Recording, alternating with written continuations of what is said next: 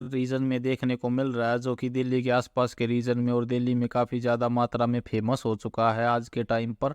और जो है जनरली तौर पर इंडस्ट्री सिटीज़ जो होते हैं, यानी कि दिल्ली जैसी जो इंडस्ट्रियल सिटी है उसके आसपास ही देखने को मिलता है। और इस टर्म को पहली बार, यानी कि स्मोक जो टर्म है उसको पहली बार 1905 में एक साइंटिस्ट थे H.A. वोक्स ने यूज़ किया था, जो कि लंदन शहर और जो है ब्रिटिश जो शहर थे उस टाइम पर, जो है उसकी एटमॉस्फेरिक कंडीशंस को देखने के लिए, यानी कि उसको बताने के लिए इस टर्म का उसने यूज़ किया था। और ये टर्म जो पॉपुलराइज हुई थी 1911 के अंदर, क्योंकि इस साइंटिस्ट ने मैनचेस्टर कॉन्फ्रेंस हुई थी, मैनचेस्टर के अंदर एक कॉन्फ्रेंस हुई थी, उसके अंदर इसको डिस्कस किया था। क्योंकि जो है 1,000 लोगों की डेथ हो गई थी इस समोग के कारण। जो डेथ हुई थी वो ग्लासगो और एडनबर्ग जो शहर है, जो कि जनरल तौर पर आज के टाइम पर स्कॉटलैंड या फिर यूके का पार्ट है, उन शहर के अंदर 1,000 लोगों की मौत हो गई थी ओटमन जो सीजन था 1909 का उसके अंदर। क्योंकि ये स्मोक काफ़ी ज़्यादा उस टाइम पर वहाँ पर काफ़ी ज़्यादा भी फेमस था और काफ़ी ज़्यादा डेंजरस भी था उस समय, तो उसकी रिपोर्ट इसने पेश की थी, तो वहाँ से ये शब्द पॉपुलराइज हुआ था। अब स्मोक के भी दो टाइप होते हैं। पहला जो स्मोक होता है उसको सल्फरस स्मोक भी कहते हैं, या फिर जिसको लंदन स्मोक के नाम से फेमस है उस स्मोक के नाम से जाना जाता है। इसके अंदर हाई कंटेंट में जो है सल्फर ऑक्साइड्स होते हैं, जो कि फॉसल फ्यूल्स के जलाने से ही जर्नली आते हैं। जैसे कि कोयला जो जलता है, उस टाइम पर कोयला काफ़ी ज़्यादा मात्रा में जलाया जाता था, तो इसलिए वहाँ पर इसको सल्फरस फ्लो फॉग या फिर लंदन स्मोक के नाम से जो है जाना गया। अब बात करें तो जो है इसमें क्या होता है कि जो सल्फरस ऑक्साइड्स होते हैं वो ओस के साथ हाई कंसंट्रेशन में मिल जाते हैं, जिससे जो है एटमॉस्फेयर के अंदर ये हैवी हो जाते हैं और एक जगह पर ट्रैप हो जाते हैं, और जिसे ब्राउनिश कलर के जो है क्लाउड्स बन जाते हैं उस शहर के आसपास और उसके ऊपर। अब बात करें तो जो है इसके वजह से काफ़ी ज़्यादा क्लाइमेटिक और हेल्थ जो है इफेक्ट्स देखने को मिलते हैं आम जनता के अंदर। अब दूसरा जो टाइप का स्मोग है वो है फोटोकेमिकल स्मोग। इसको जर्नली लॉस एंजलिस स्मोग के नाम से भी जाना जाता है।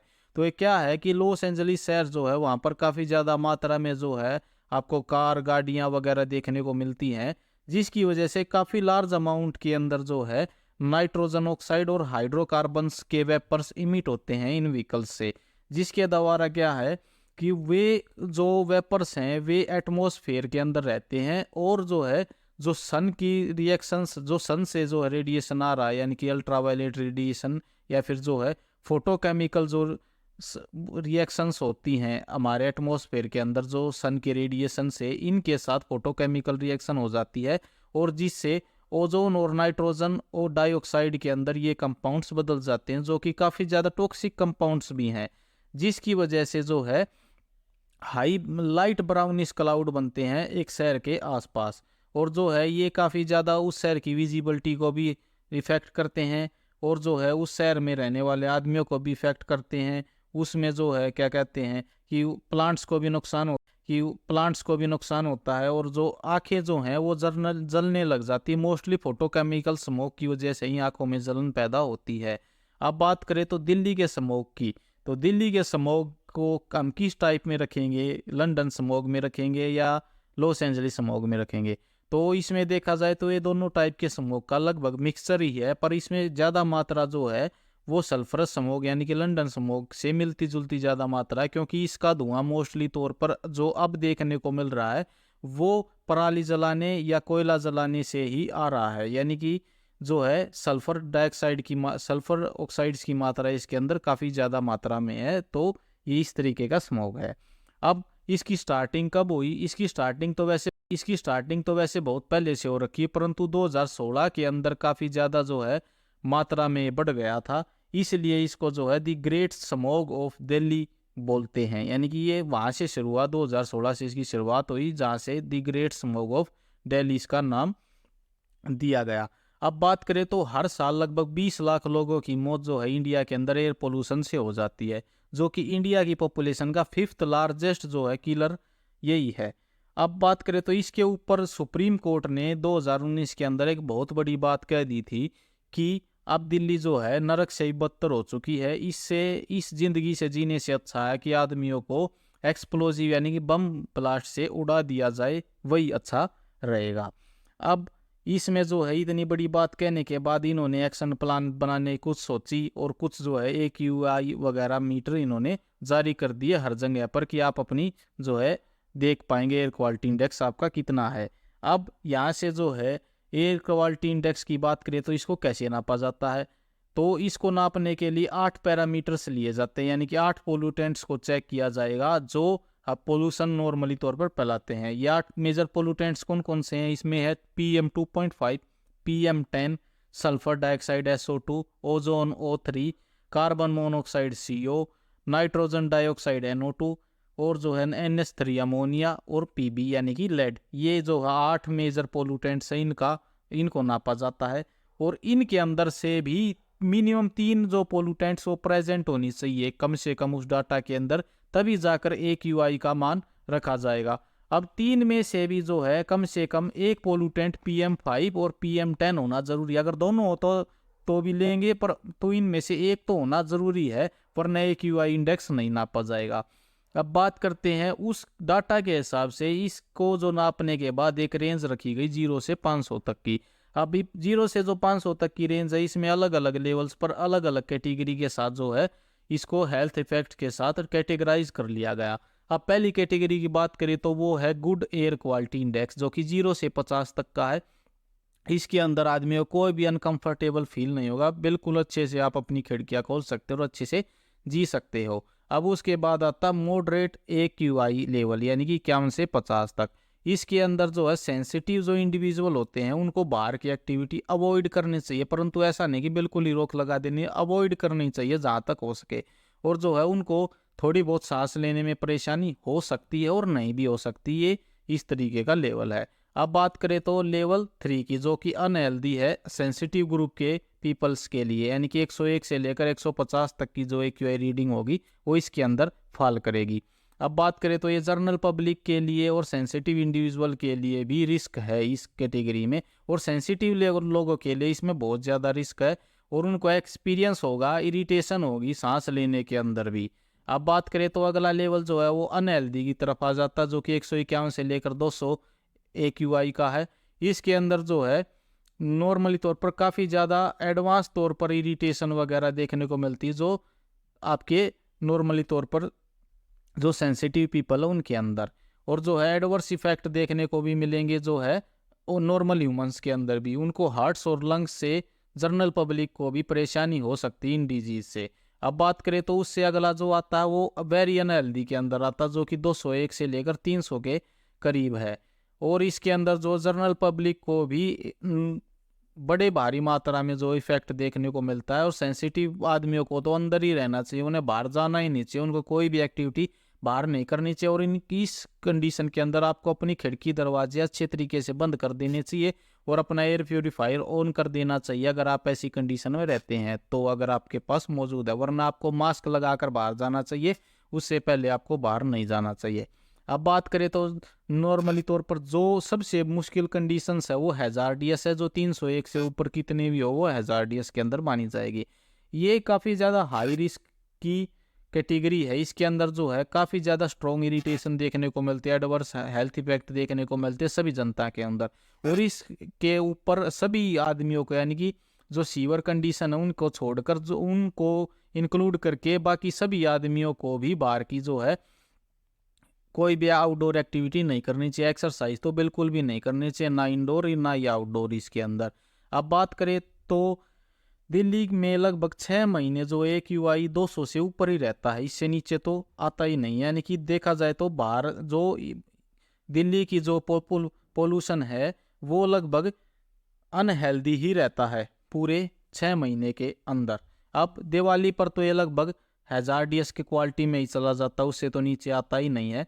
तो 2016 के अंदर जो है ये 999 तक भी पहुंच चुका था। इसलिए जी इसी वजह से जो है दिल्ली के अंदर ग्रेट स्मोक ऑफ दिल्ली इसको नाम दिया गया था, इस स्मोक को दिया गया था इस स्मोक को। और वहाँ से इसकी काफ़ी ज़्यादा जो है बात होने लगी और जो है इसको काफ़ी ज़्यादा जो है जर्नल आम भाषा में लेके आया गया कि दिल्ली का स्मोक जो है काफ़ी ज़्यादा अनहेल्दी और सर्दियों में तो ये आता ही आता है। तो ये कंडीशन तब से हर साल बनी रही है और दिवाली पर तो ये काफ़ी ज़्यादा बढ़ी जाती है हर बार। अब बात करते हैं कि ये प्रॉब्लम हर साल आकर क्यों खड़ी हो जाती है हमारे बीच में। तो क्यों खड़ी हो जाती है, इसके भी कुछ रीजंस हैं। सबसे पहला रीज़न है पॉपुलेशन इंक्रीज, यानी कि हमारी जो है पॉपुलेशन काफ़ी ज़्यादा मात्रा में बढ़ रही है। तो पॉपुलेशन बढ़ रही है तो काफ़ी ज़्यादा मात्रा में कंजप्शंस भी होगा फॉसल फ्यूल्स वगैरह का, तो इसकी वजह से पोल्यूशन होता है। पोल्यूशन होता तो ये स्मॉग बढ़ता ही जा रहा है हर साल, क्योंकि पॉपुलेशन बढ़ेगी तो डिमांड भी बढ़ेगी, डिमांड बढ़ेगी तो पोल्यूशन भी ज़्यादा होगा ही होगा। दूसरी जो है सबसे ज़्यादा चीज़ें हैं कि अनप्लान डेवलपमेंट जो है वो एक बहुत ज़्यादा मात्रा में हो रही है दिल्ली के अंदर, क्योंकि कहीं पर भी कोई भी डेवलपमेंट की जाती है उसमें कोई भी प्लानिंग इंक्लूड नहीं है, कुछ भी नहीं है, सभी की सभी इनकी प्लानिंग धरी की धरी रह जाती है। जब ये स्मॉग आता है तो लास्ट में इनको बस कुछ खाना पूर्ति करने के लिए रह जाते हैं, परंतु इनकी कोई भी प्लानिंग किसी भी प्रकार की पोल्यूशन को रोकने के लिए नहीं है। अब तीसरी बात करें तो इंक्रीजिंग व्हीकल ट्रैफिक, यानी कि हमारे जो शहर में ट्रैफिक काफ़ी ज़्यादा मात्रा में बढ़ रहा है, जिसकी वजह से पोल्यूशन भी काफ़ी ज़्यादा बढ़ रहा है। अगर ट्रैफिक ज़्यादा होगा तो व्हीकल ज़्यादा देर ऑन रहेगा तो उससे ज़्यादा जो है स्मोक निकलेगा और जो है वो लास्ट में पोल्यूशन का कारण बनता है। तो आपने भी देखा होगा दिल्ली की जो ट्रैफिक कंडीशन काफ़ी ज़्यादा ख़राब हो चुकी है, क्योंकि व्हीकल बहुत ज़्यादा आ चुके हैं रोड पर। अब चौथी जो है क्यों इंक्रीज हो रहा है, इंडस्ट्रियल पोल्यूशन के कारण। आपने देखा होगा कि जो दिल्ली है उसके आसपास और दिल्ली के अंदर काफ़ी ज़्यादा मात्रा में इंडस्ट्री हैं जो बहुत ज़्यादा मात्रा में एटमॉस्फेयर के अंदर एयर पोल्यूशन बढ़ाती हैं। तो इस इंडस्ट्री की वजह से भी जो है ये एयर पोल्यूशन यहाँ पर ट्रैप हो जाता है, जिससे जो है काफ़ी ज़्यादा मात्रा में ये स्मोक देखने को मिलता है, जो कि काफ़ी ज़्यादा डेंजरस भी है। पांचवा जो कारण है वो है high dependency on fossil fuels. जो फॉसल फ्यूल्स के अंदर हमारी काफ़ी ज़्यादा हाई डिपेंडेंसी, हमारे आसपास में बहुत ज़्यादा मात्रा में थर्मल पावर प्लांट हैं जो हम बिजली के लिए इस्तेमाल करते हैं, जो कोयले जलाकर इस्तेमाल किए जाते हैं, जिससे काफ़ी ज़्यादा मात्रा में एयर पोल्यूशन होता है। और इनको जो है एक अच्छा कारण माना जा सकता है कि जो दिल्ली के स्मॉग है उसका। अब जो छठा कारण है वो लैंड लॉक ज्योग्राफी है दिल्ली की, यानी कि इसके आसपास कोई ना तो समुंदर है ना ही कुछ ऐसा है, कि यहाँ पर आसपास में बिल्कुल लैंड ही लैंड है और एक साइड तो मरुस्थल है। उससे जो रेत उड़ता है, यानी कि जो सैंड उड़ती है, जो वह एटमॉस्फेयर के अंदर सैंड मिल जाती है, वो कहीं पर भी सेटल नहीं हो पाती, क्योंकि इसके आसपास सारा का सारा जो एरिया वो लैंड लॉक है। कहीं भी सी नहीं है जिसे वो सी के अंदर जा सके, या कहीं तो वहाँ एक जगह से उड़ती है दूसरी जगह पर जाती, इस तरीके का यहाँ पर काम होता है। तो इसलिए जो है एक लैंड लॉक ज्योग्राफी भी दिल्ली को जो है इसका कारण बनाती है। अब नंबर 7 जो है स्टबल बर्निंग, जो है पराली जलाना। इस समय पर जो है काफ़ी ज़्यादा किसान जो है मात्रा में पराली जला देते हैं, जो पंजाब से हरियाणा से, और जो है कुछ किसान दिल्ली के भी जलाते हैं, यूपी के भी, और कुछ बहुत ज़्यादा मात्रा में जो किसान की जलाई जाती है वो पाकिस्तान के किसान भी इसको जलाते हैं, जिसकी वजह से जो है वो सारा का सारा धुआं यहाँ पर हरियाणा, पंजाब और दिल्ली के और कुछ यूपी के पार्ट पर दिखता है सर्दी के समय पर, क्योंकि इस समय पर ही पराली धान काटे जाते हैं और उसकी पराली जो बच जाती है वो जला दी जाती है। अब नंबर 8 जो सबसे बड़ा कारण है इसका, जो मैं मानता हूँ कि इस समूह का सबसे बड़ा कारण है, वो लो विंड स्पीड है। यानी कि इस समय पर जो स्पीड होती है विंड की वो काफ़ी ज़्यादा कम हो जाती है, जिससे पोल्यूशन एक जगह पर ठहर जाता है, ये हवा के अंदर अच्छे से, एटमॉस्फेयर के अंदर अच्छे से मिक्स नहीं हो पाता और एक जगह पर बैठ जाता है, जिसकी वजह से जो है ये काफ़ी ज़्यादा वर्स्ट सिचुएशन हमें देखने को मिलती है इस समय पर। अब इसको लेकर जो है कि एक टेम्परेरी एक्शन प्लान बना दिए जाते हैं जिसको ग्रैप बोलते हैं, और इस ग्रैप के अंदर जो है इसको निपटने के लिए अलग अलग स्टेज बनाई गई हैं, जो जर्नली तौर पर 4 स्टेज हैं। जिसमें स्टेज 1 में क्या होता है, जो पुअर एयर क्वालिटी इंडेक्स के लिए लगाया जाता है, जो कि 200 से लेकर 300 AQI जब होगा उसके अंदर इसको इम्प्लीमेंट किया जाएगा। इसमें कुछ नहीं, बस जर्नली नॉर्मल तौर पर मॉनिटरिंग की जाती है कि कहाँ कहाँ से पोल्यूशन हो रहा है, उसको सुधारने की कोशिश की जाती है जो है। उसके बाद नंबर 2 स्टेज जो है वो AQI 301 से लेकर 400 की, जो कि वेरी पुअर कैटेगरी के अंदर आता है, जो कि वेरी अनहेल्दी भी है, उसके अंदर आता है, तो उसको यूज़ किया जाता है। जी, इसके अंदर क्या है कि डीजल जो जनरेटर होते हैं उनको बैन कर दिया जाता है, जो इमरजेंसी और एसेंशियल सर्विसेज के लिए उनको छोड़कर बाकी सभी डीजल इंजन्स को, जो है डीजल जनरेटर को बैन कर दिया जाता है। और कोल जो कोयला होता है और जो है लकड़ी, उसको जलाने पर वो तंदूर होटल वगैरह जो है वो तंदूर जो होटल्स में यूज़ होता है, रेस्टोरेंट में यूज़ होता है, और वहाँ पर इसको बैन कर दिया जाता है कोयला और लकड़ी जलाने में। और आम खुले आम भी कुछ भी चीज़ें जलाने से इसको बैन कर दिया जाता है। अब तीसरी जो स्टेज है वो सीवर एयर क्वालिटी के लिए, यानी कि 401 से 450 तक के लिए लगाई जाती है, जिसमें क्या होगा कि नॉर्मली तौर पर जो एनसीआर रीजन होगा उसके अंदर सभी प्रोजेक्ट्स को बंद कर दिया जाता जो कंस्ट्रक्शन के होंगे। सिर्फ वे प्रोजेक्ट्स जो नेशन के लिए ज़रूरी, यानी कि like railways, metro, airport, ISBT, national security, defence से रिलेटेड जो प्रोजेक्ट्स हैं उनको छोड़कर सभी प्रोजेक्ट्स को बंद कर दिया जाता है। और इनमें भी वही एक्टिविटी ऑन रखी जाती है जो नॉन पोल्यूटेंट और नॉन डस्ट, यानी कि जो ना तो धुआं फैलाए और ना ही जो डस्ट फैलाए, इस तरह के एक्टिविटीज़ को ही जो है करने की इजाज़त दी जाती, जैसे प्लम्बिंग हो गया, इंटीरियर डेकोरेशन हो गया और इलेक्ट्रिक वर्क्स, इस तरीके के जो है आप काम कर सकते हैं। और जो है इसके अंदर जो है ट्रैफिक्स को निपटने के लिए पब्लिक ट्रांसपोर्ट को बढ़ा दिया जाता है, जिससे पीएनजी बस वगैरह जो है, इलेक्ट्रिक बस, सीएनजी बस वगैरह जो है काफ़ी ज़्यादा मात्रा में चलाई जाती है। और जो है वीक डेज पर ऑफ कर दिया जाता है बहुत सारे ऑफिस को, जैसे 5 दिन कम से कम काम करना पड़े हफ्ते के अंदर, और 2 दिन जो है आप अपने घर पर ही रहें, जिससे व्हीकल्स की मूवमेंट कम हो सके। और जो है इसके अंदर जो भट्ठे होते हैं, ईंटों के भट्ठे, उनको बंद कर दिया जाता, हॉट मिक्स प्लांट जो होते हैं उनको बंद कर दिया जाता, और स्टोन क्रशर जो है वो भी बंद कर दिए जाते हैं। और माइनिंग पर भी बैन लगा दिया जाता है जो एनसीआर रीजन में हो रही है उनके ऊपर। तो ये कुछ तरीके जो इंस्ट्रक्शन दिए जाते हैं। और कुछ इम्पोज व्हीकल्स के ऊपर भी किया जाता है, जैसे BS3 पेट्रोल व्हीकल्स और BS3 पेट्रोल व्हीकल्स और BS4 जो डीजल व्हीकल्स, जो लाइट मोटर व्हीकल्स हैं, उनकी एंट्री दिल्ली के अंदर बंद कर दी जाती है। अब बात करें तो स्टेज 4 की, जो कि एक सबसे ज़्यादा सीवर कंडीशन है, जो कि 450 से ऊपर AQI होगी तब लगा दिया जाएगा। इसके अंदर क्या होगा कि सभी व्हीकल्स की जो ट्रैफिक ट्रक वगैरह होते हैं डीजल्स के, वो सभी बंद कर दिए जाते हैं दिल्ली के अंदर घुसने के लिए, क्योंकि जो डीजल्स व्हीकल हो ज़्यादा पोल्यूशन फैलाते हैं पेट्रोल के मुकाबले में। और इसमें इलेक्ट्रिक और सीएनजी व्हीकल्स को ही दिल्ली के अंदर एंट्री दी जाती है, और बाकी सभी ट्रक्स वगैरह को बंद कर दिया जाता है जो कमर्शियल व्हीकल है उनको। सिर्फ एसेंशियल व्हीकल्स ही अंदर जा सकते हैं, जैसे कि जो है फल सब्जियां जो लेके जाते हैं उनको छोड़कर बाकी सभी बंद कर दिए जाते हैं। और जो है डीजल से चलने वाली सभी चीज़ें बंद कर दी जाती हैं दिल्ली के अंदर। और जो 4 व्हीलर जो डीजल लाइट मोटर व्हीकल्स हैं वो बंद कर दिए जाते हैं।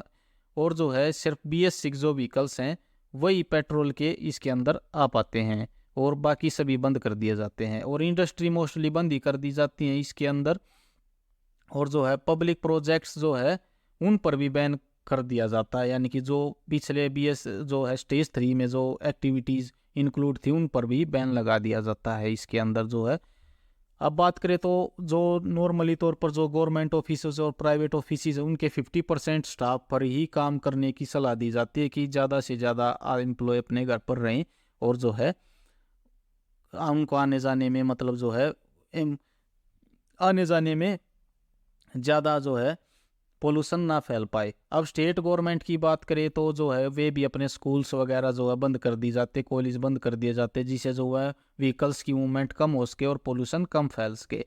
अब ये थे कुछ टेम्परेरी सॉल्यूशंस है, इनका कुछ ज़्यादा इफेक्ट तो पड़ता नहीं है इसके ऊपर, परंतु फिर भी सरकार जो है इसको लगाती है। अब इसके कुछ लॉन्ग टर्म ही सॉल्यूशंस हैं जो इसके द्वारा यूज करने के बाद ही जो है इस स्मोक से छुटकारा दिलाया जा सकता है, वरना टेम्परेरी सॉल्यूशन से कुछ नहीं होता है।